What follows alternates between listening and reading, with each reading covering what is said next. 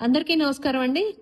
రేపు ఫిబ్రవరి 27న జరగబోయే ఉమ్మడి గుంటూరు, ఉమ్మడి కృష్ణా జిల్లాల ప్రత్యర్థి పార్టీకి సంబంధించిన పీడీఎఫ్ అభ్యర్థి అయిన అంటే ప్రోగ్రెసివ్ డెమోక్రటిక్ ఫ్రంట్ పార్టీకి సంబంధించిన లక్ష్మణ్ రావు గారి గురించి నాకు తెలిసి నాకున్న పరిజ్ఞానంలో కొంత నేను ఇక్కడ చెప్పాలనుకుంటున్నానండి ఈ వీడియోలో. ఎందుకంటే ప్రజలు తెలుసుకోవాల్సిన క్షణం ఆసనమైందని నేను భావిస్తున్నాను. దాన్ని నాకు తెలిసిన విషయాన్ని 10 మందికి పంచాలన్న ఉద్దేశంతోనే నేను ఈ వీడియో చేయడం జరుగుతుంది. అది ఏంటి అంటే ఆయన ఎంత ఇదిగా ప్రజల్ని మోసం చేస్తున్నాడు. ఆయన స్వలాభం కోసం గత 5 సంవత్సరాల చరిత్ర తీసుకుందాం అండి. మనం పూర్వం వెళ్లాల్సిన అవసరం లేదు. ఈ 5 సంవత్సరాల్లో ఆయన ఏం చేశాడు, ఆయన ఎంత వరకు వెళ్ళాడు, ఏమాత్రం పోరాటాలు చేశాడు అనేది మనం ఇక్కడ కొంచెం మాట్లాడుకుందాం. అది ఏంటి అంటే ఫస్ట్ గా నేను లక్ష్మణ్ రావు గారికి సంధిస్తున్న ప్రశ్న ఏంటంటే, అయ్యా లక్ష్మణ్ రావు గారు, కేరళలో రెండోసారి మీ పార్టీ గెలిచిన క్షణంలో మీరు సిపిఎస్ అని ఎందుకు రద్దు చేయలేకపోయారు? దానికి మీ దగ్గర సమాధానం ఉంటే ప్రజలకు చెప్తారని ఆశిస్తున్నాను.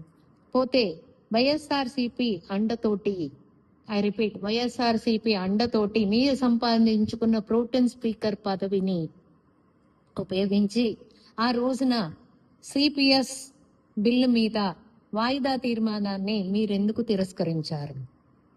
మీరెందుకు తిరస్కరించాల్సి వచ్చింది? మీరు ఉపాధ్యాయుల తరపున అంటున్నారు కదా, ఎందుకు నిలబడలేకపోతున్నారు?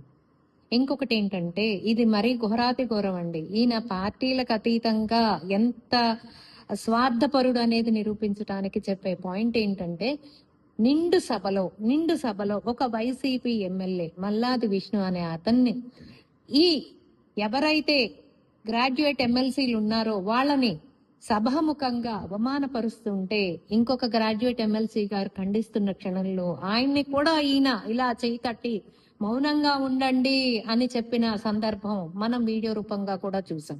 అది ఎందుకు జరిగింది?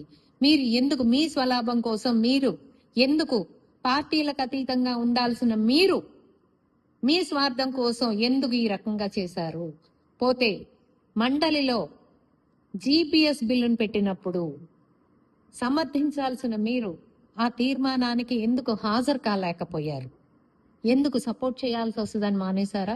దేనికో మీరు సెలవిస్తారని నేను వెయిట్ చేస్తున్నాను. పోతే ఇంకొకటి ఏంటంటే, మీ పీడిఎఫ్ ఎమ్మెల్యేలకి ఉన్న తిరుపతి సిఫార్సు లెటర్లని దాన్ని ఒక కుంభకోణంగా మార్చిన దాని మీద మీరు ఏదన్నా వివరణ ఇవ్వగలరా? ఏ రోజన్నా మీరు వివరణ ఇచ్చారా? ఇచ్చే ఉద్దేశం మీకు ఏదైనా ఉందా? ఇంకొకటి, ఇది మరీ దారుణం అండి. గత ప్రభుత్వం జాబ్ క్యాలెండర్ రిలీజ్ చేస్తాం, జనవరికి రిలీజ్ చేస్తాం అని చెప్పిన గత ప్రభుత్వం ఏ రోజు ఏ జనవరికి రిలీజ్ చేయలేదు. ఏ రోజు 5 సంవత్సరాల్లో వాళ్ళకి జనవరి రాలేదో మరి ఏం చేయలేదో నాకైతే అర్థం కాలేదు. మరి దానికి ఈయన ఏం పోరాటాలు చేసి వైసీపీ ప్రభుత్వం మీద ఎటువంటి పోరాటాలు చేశారో కొంచెం చెప్పగలుగుతారా?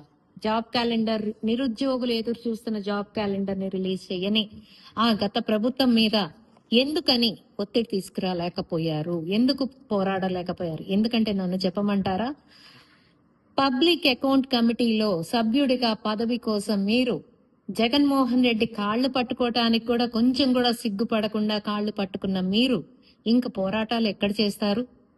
చేయలేరని అది నాకు బాగా తెలుసు. సో ఏంటంటే, ఇంకొకటి అసలు సిసలైన విషయం ఏంటంటే, కోవిడ్ సమయంలో ఉపాధ్యాయుల్ని బ్రాందీ షాపుల ముందు పెడితే కనీసం దాన్ని కూడా ఖండించే పరిస్థితి మీ దగ్గర లేదు అంటే మీరెంత వైసీపీ నాయకులకి తొత్తులుగా మిగిలిపోయారో, వైసీపీ గవర్నమెంట్ కి ఎంత తొత్తులుగా మిగిలిపోయారో ఇది సుస్పష్టంగా అర్థమవుతోంది.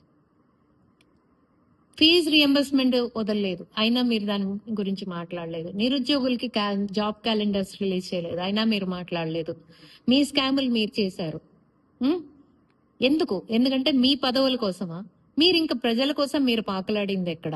ఇంకా మీకు ఉపాధ్యాయులు, మీకు గ్రాడ్యుయేట్స్, మీకు నిరుద్యోగులు ఎందుకు ఓటు వేయాలో మీరు ఒక పాయింట్ మీరు చెప్పగలరా లక్ష్మణ్ రావు గారు? ఇంత చేస్తున్న మీకు అసలు ఎందుకు మీకు ఓటేసి గెలిపించాలి? నేనైతే ఖచ్చితంగా మీకు ఓటేను. ఖచ్చితంగా చెప్తున్నా, నేనైతే మీకు ప్రథమ ప్రయారిటీ ఓటు వేసి మిమ్మల్ని గెలిపించమని ఏ మొహం పెట్టుకుని మీరు ప్రజలను అడుగుతున్నారో ప్రజలందరూ తెలుసుకోవాలని మనస్ఫూర్తిగా కోరుకుంటూ మన అందరి అభిమాన నాయకుడైన ఆలపాటి రాజేంద్ర ప్రసాద్ గారు ఒక సీనియర్ న్యాయవాది, ఒక మాజీ మంత్రి, ఎమ్మెల్యేగా చేసిన ఒక సమర్థవంతమైన నాయకుడిని మనం ఎన్నుకోవాలని గ్రాడ్యుయేట్ అందరినీ వేడుకుంటూ సెలవు తీసుకుంటున్నాను.